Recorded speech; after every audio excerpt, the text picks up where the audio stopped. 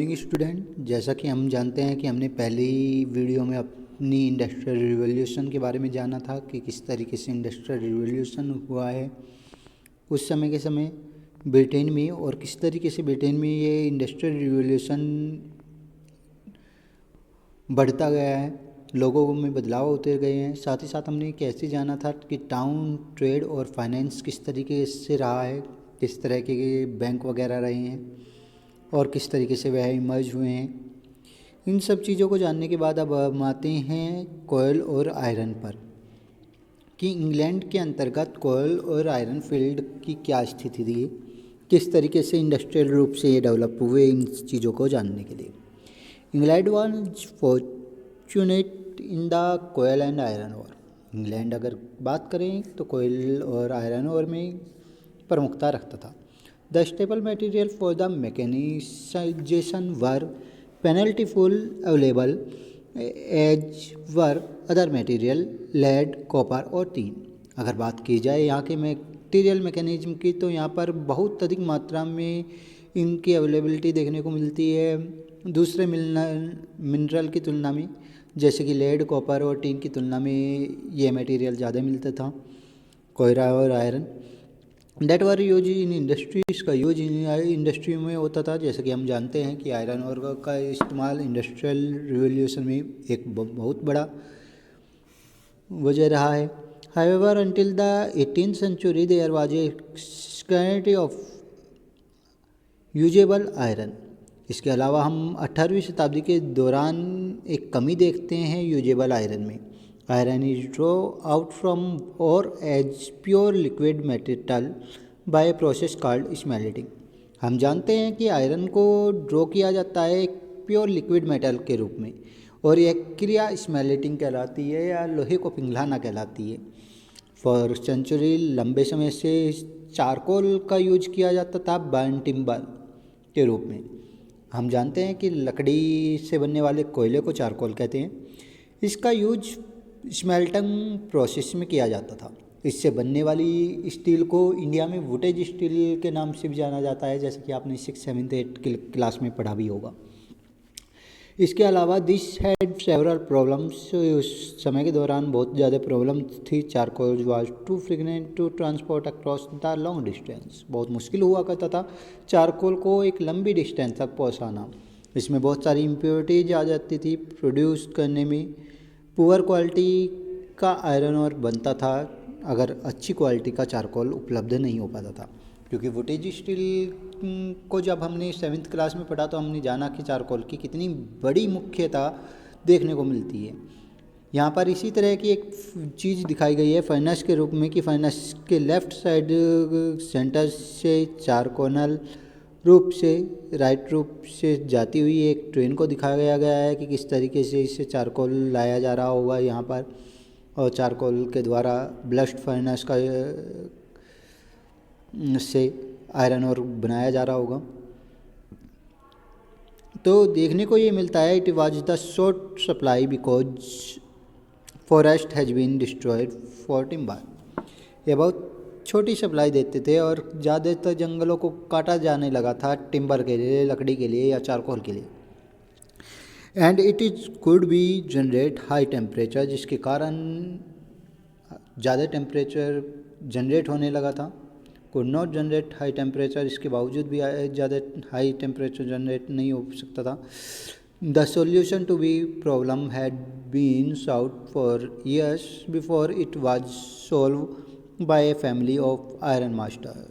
और ऐसी प्रॉब्लमों को देखते हुए कुछ सालों बाद इसका सॉल्यूशन एक फैमिली ने निकाला जो आयरन मास्टर के रूप में सामने आई। द अर्बे ऑफ द सोर्सरीज की एक फैमिली थी। In the course of the half of the century 3 generation of the family grandfather, father and son are called Abraham Darby. मुख्य रूप से यह 3 जनरेशन या फिर पिछली आधी सेंचुरी से इसी इनकी जनरेशन या इनका परिवार इसी चीज़ में काम कर रहा था। उनके दादा, उनके पिता और उनके बेटा ये एक तरीके के रिवॉल्यूशन को दिखाते थे मेट्रोलॉजिकल इंडस्ट्री के अंतर्गत, क्योंकि ये शुरुआत कर रहे थे ऐसे इन्वेंशन की जो 1709 के दौरान हुआ था। फर्स्ट अब्राहम डर्बी जो दादा थे 1677 से 1717 के बीच, इन्होंने लास्ट फर्नेस का यूज किया कोयले के माध्यम से, which could generate high temperature, जिसके द्वारा ज़्यादा टेम्परेचर जनरेट किया जा सकता था। Coke was dry from coal by removing the sulphur and impurities. Coke का इस्तेमाल कोयले की जगह पर किया जाने लगा इम्प्योरिटीज को साफ करने के लिए, घटाने के लिए। This invention meant that the furnace no longer had to depend on charcoal। इस इन्वेंशन के कारण अब चारकोल पर ज़्यादा निर्भर नहीं रहने लगी थी आपकी फर्नेस, जिसकी वजह से मेल्टिंग और भी आसान हो गई थी आयरन की, जिसके कारण और भी अच्छी क्वालिटी का आयरन और बनने लगा था। This process was further refined by more invention. इसके बाद इसी इन्वेंशन में बहुत ज़्यादा सुधार किए गए दूसरे डर्बी द्वारा या फिर एक पिता डर्बी द्वारा। इन्होंने डेवलप किया कि किस तरीके से आयरन को लेस ब्राइटन तरीके से पिग आयरन के रूप में जनरेट किया जा सकता है।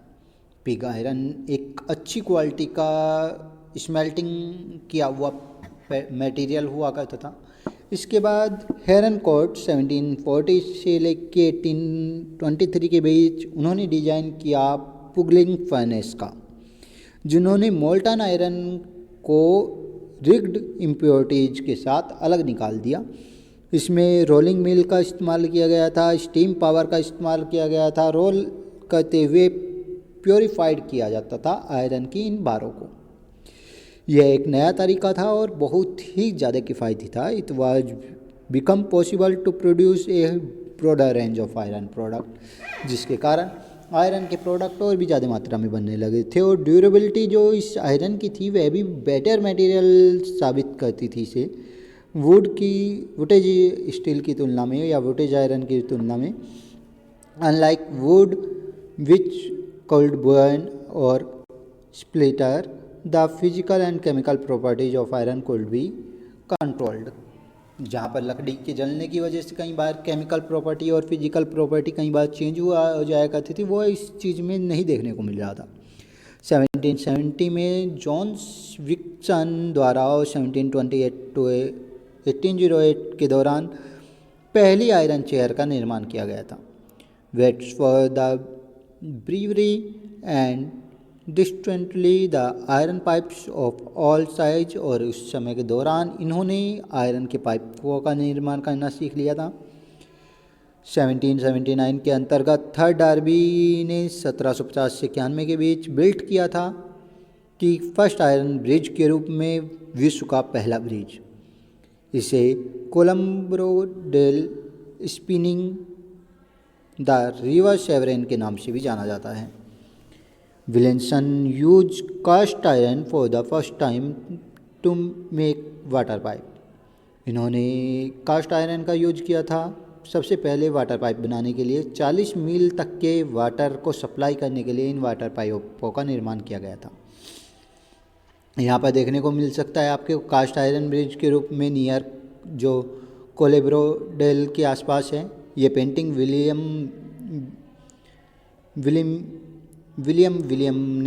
विलियम्स ने बनाई है 1780 में। यह एरिया बाद में दिखाता है कि यह किस तरीके से गाँवों के अंतर्गत कहलाता था, आयरन ब्रिज के नाम से या लोहे के ब्रिज के नाम से। जैसे कि आप अपने एग्जाम्पल के रूप में था ना वो दिल्ली के ब्रिज को देख सकते हैं। दिल्ली में भी एक आयरन ब्रिज है जिससे ट्रेन गुजरती रहती हैं, काफ़ी फेमस है और काफ़ी लोगों ने उसे देखा भी होगा। मैप फर्स्ट के रूप में ब्रिटेन को देख सकते हैं, जिसमें आयरन इंडस्ट्रियों को दिखाया गया है कि ब्रिटेन में किस तरीके से आयरन इंडस्ट्रिया डेवलप हो रही थी उस समय के दौरान।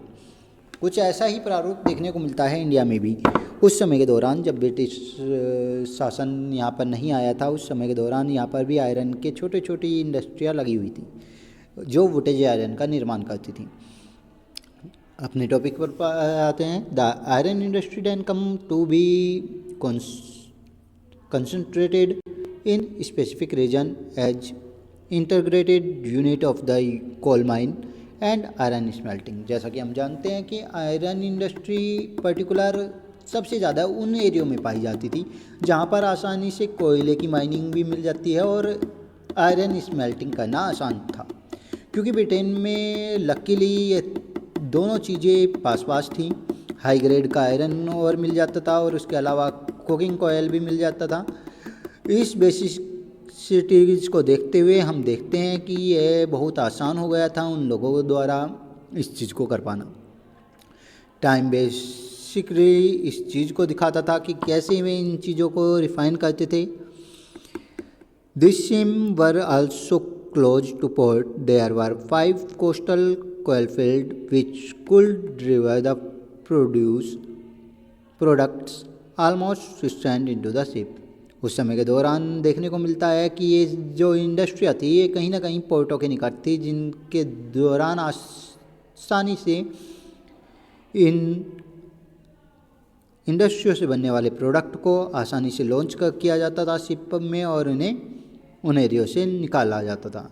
ये coal field were near the coast. इन कोस्टों के निकट ही कोयल फील्ड भी हुआ करते थे, जिनसे शिप बिल्डिंग को इंक्रीज करने के लिए आसानी से शिपिंग ट्रेड को बढ़ाया जा रहा था। साथ ही हम देखते हैं कि ब्रिटेन के अंतर्गत आयरन इंडस्ट्री में हम बहुत सारे ऐसे प्रारूपों को देखते हैं 1800 से 1830 के बीच में, जहाँ पर हम प्रोडक्टों को बहुत सस्ते दामों पर देखते हैं यूरोप में। और यूरोप के अंतर्गत हम देख रहे हैं कि ब्रिटेन में बहुत आसानी से आयरन स्मेल्टिंग हो पा रही थी। 1820 के आसपास हम आयरन को देखते हैं कि आयरन को टनों में यूज किया जा रहा था पिग आयरन के रूप में, और 8 टन के करीब कोयले को द्वारा इसे बनाया जाता था। तो कहने को की बात यह है कि 1 टन पिग आयरन को बनाने के लिए लगभग 8 टन कोयला लग जाया करता था उस समय के दौरान 1820 में। इस चीज़ को रिड्यूस करने की कोशिश की गई थी और जो 1820 में प्रोड्यूस होना शुरू हो गया था सिर्फ 2 टन में। तो इस तरीके से हम देख सकते हैं कि आयरन ओर को या फिर पिग आयरन को बनाने के लिए जहां 8 टन कोयला लग रहा था वहां पर अब सिर्फ 2 टन लगने लगा था। 1848 में Britain was smelting more iron than the rest of the world put together, कि 1848 में ब्रिटेन के अंतर्गत स्मेल्टिंग और भी आसान हो गई थी आयरन की, और जिसके कारण विश्व में भर में आसानी से आयरन को पहुंचाया जा रहा था।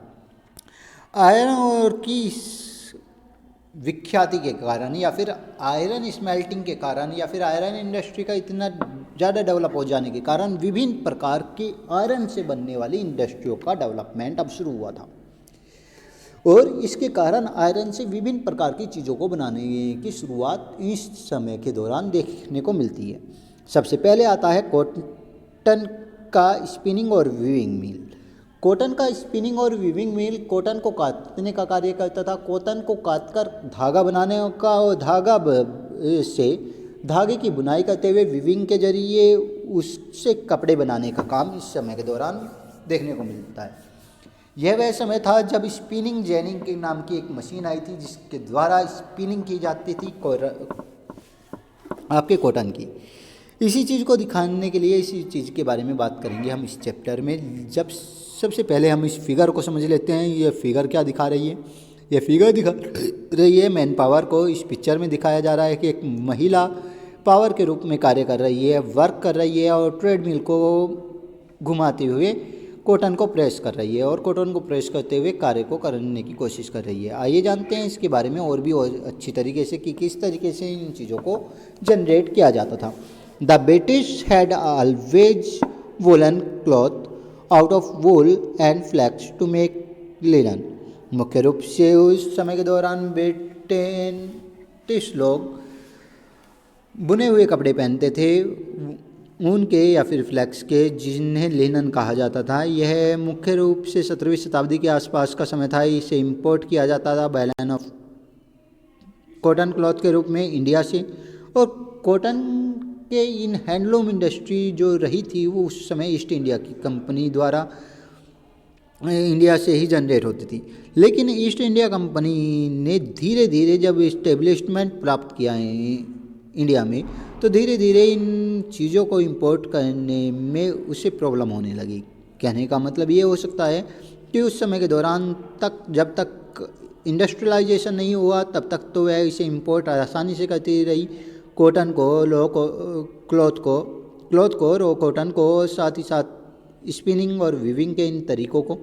लेकिन धीरे धीरे जब 18वीं शताब्दी के दौरान स्पिनिंग मिल का निर्माण हुआ, स्पिनिंग वीवनर के रूप में महिलाओं को रेबर के रूप में रखा जाता था और वे स्पिनसर का काम करती थी, कातिये का काम करती थी या काटने का काम करती थी। जैसे कि आपके आसपास घरों में चरखे काटने का काम होता है, बिल्कुल उसी तरीके से इंडस्ट्रियों में ये स्पिनर का काम करने लगी थी महिलाएं, और वीवर का भी काम किया जाने लगा था। इन धागों को रिसीव करके उन्हें बुनने का काम होने लगा था। तो धीरे धीरे जैसे ये इंडस्ट्रिया आई, इन्होंने फैब्रिक का निर्माण करना शुरू किया, तो ब्रिटिश लोगों ने इंडियन मटेरियल को इंपोर्ट करना बंद कर दिया। तो यहाँ पर हम देखते हैं कि होम स्पिनर्स के जरिए, वीवर्स के जरिए फैक्ट्रियाँ लगाई जाने लगी। 1780 के आसपास कॉटन इंडस्ट्रियों को सिम्बलाइज किया गया ब्रिटिश इंडस्ट्रियलाइजेशन के अंतर्गत अलग अलग तरीक़ों से, जिसके कारण ये इंडस्ट्री दो फीचर्स रखती थी, जिसके अंतर्गत रो कॉटन को आसानी से इंपोर्ट किया जाता था लार्ज मात्रा में, बड़े हिस्सों से, और इसे फिनिश क्लॉथ के रूप में बनाकर एक्सपोर्ट कर दिया जाता था, जो धीरे धीरे कॉलोनाइजेशन का एक बड़ा हिस्सा बन गया। So the Britain could remain control over the source of the raw cotton. और यही कारण है कि उस समय के दौरान ब्रिटेन ने पूरे एरियो पर, जिन भी एरियो पर उनका शासन था या फिर ये कह सकते हैं कॉलोनिकल रूल था, वहाँ पर रो कॉटन पर अपना आधिपत्य जमाना, अपनी मार्केट बनाना शुरू कर दिया। The industry will heavily depend on the work of the women and children in the factory. ज़्यादातर ये इंडस्ट्रियाँ अपने आप में पूंजीवाद को बढ़ा रही थी, कैपिटलिज्म को बढ़ा रही थी, जहाँ पर ये हैवी डिपार्टमेंट के अंतर्गत महिलाओं को या फिर बच्चों को काम पर रख लेती थी। This exemplified the ugly phases of early industrialisation as will the describe below. और साथ ही साथ यह वह समय है जब हम इंडस्ट्रियलाइजेशन का सबसे भद्दा रूप देखेंगे, जब वे बहुत बुरी तरीके से, एक तरीके से डोमिनेट करते थे उन छोटे कास्टों के लोगों को या फिर उन लोअर गरीब लोगों को जो इंडस्ट्रियलाइजेशन के अंतर्गत रहते थे, या फिर ये कह सकते हैं कि इंडस्ट्रियलाइजेशन के अंतर्गत कैपिटलिज्म में कार्य करते थे, जिसके बारे में हमने अपनी बुक सोशोलॉजी में भी पढ़ा है। इसके अलावा हम कुछ खास मिलों के बारे में, कुछ खास मशीनों के बारे में जान लेते हैं। सबसे पहले आते हैं द फ्लाइंग शटल लूम। ये डिज़ाइन की गई थी जॉन के द्वारा 1704 से 64 में, और इसका निर्माण 1733 के दौरान पॉसिबल हुआ था। ये वेव बॉर्डर फैब्रिक बनाने का काम बहुत ही कम समय में कर लेती थी, और अपने नाम के कारण यह बहुत धागा का यूज करते हुए सप्लाई देती थी अच्छी तरीके से स्पिनिंग की। इसके अलावा दूसरा नाम आता है स्पिनिंग जेनी का, जो सबसे ज़्यादा फेमस रही है। काटने का कार्य किया जाता था जेम्स हैमग्रेव द्वारा 1720 से 1778 के बीच में इसका निर्माण हुआ, और 1765 के दौरान सिंगल पर्सन द्वारा स्पिनिंग द्वारा कई धागे एक साथ बनाते हुए धागे काटने का काम किया जाता था, और यह प्रोवाइड कराती थी वीवर्स को बहुत ज़्यादा मात्रा में धागे और बहुत फास्टर रेट पर, बहुत ही सस्ते दामों पर धागे प्रोवाइड हो जाते थे कॉटन से। और इस तरीके से वाटर फ्रेम के बारे में बात करते हैं। इनका निर्माण रिचर्ड आर्कराइट द्वारा 1732 से 92 के बीच में इन्वेंटेड किया गया। 1769 ईस्वी में प्रोड्यूस की गई, और यह बहुत ही स्ट्रॉन्ग थ्रेड की रूप में सामने आई, और इसका द्वारा पॉसिबल हो पाता था कि किस तरीके से वेव हो सकते थे। पूरे कॉटन फाइबर को वेव किया जा सकता था, बुना जा सकता था, और साथ ही साथ कंबाइंड रूप से यह लिनन और कॉटन यार्न दोनों निकालने में सक्षम थी।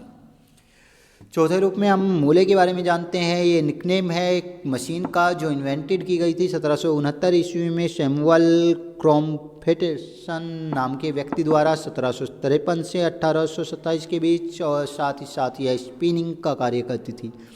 स्ट्रॉन्ग रोप से फाइन यार्न निकालती थी, मतलब कि बहुत ही मजबूत धागे निकालती थी यह। इसके बाद हम सर्कल देखते हैं उन इन्वेंशन का जो कॉटन टेक्सटाइल इंडस्ट्री को साउट करते हैं और मेंटेन करते हैं, बैलेंस रखने की कोशिश करते हैं उस बिटवीन के अंतर्गत जहाँ स्पिनिंग और वीविंग चलती है, कताई और बुनाई दोनों कार्य चलते हैं। और कंक्लूड रूप में इन्वेंशन हुआ था पावर लूम का। पावर लूम एक प्रकार की अलग तरह की इंडस्ट्री है जिसमें हम एडमंड कार्टराइट के नाम को जानते हैं 1743 से 1823 के बीच, जिन्होंने 1787 के आसपास बहुत आसानी से काम करने वाली ऑटोमेटिक मशीन का निर्माण किया था। यह थ्रेड को तोड़े बिना time a thread broke and could no be use to weave any kind of material, बिना धागे को तोड़े हुए वह इन मटेरियलों का आसानी से निर्माण कर देती थी।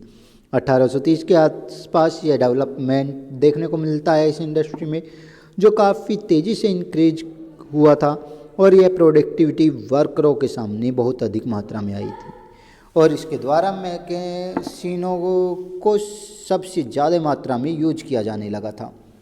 इसके अलावा अपनी नेक्स्ट वीडियो में हम स्टीमिंग पावर के बारे में जानेंगे कि किस तरीके से स्टीम पावर वर्क करने लगी थी और किस तरीके से स्टीम पावर से बनने वाले इंजनों का निर्माण हुआ था। अपनी नेक्स्ट वीडियो में हम अपने इस टॉपिक को भी कंप्लीट करेंगे। Okay class.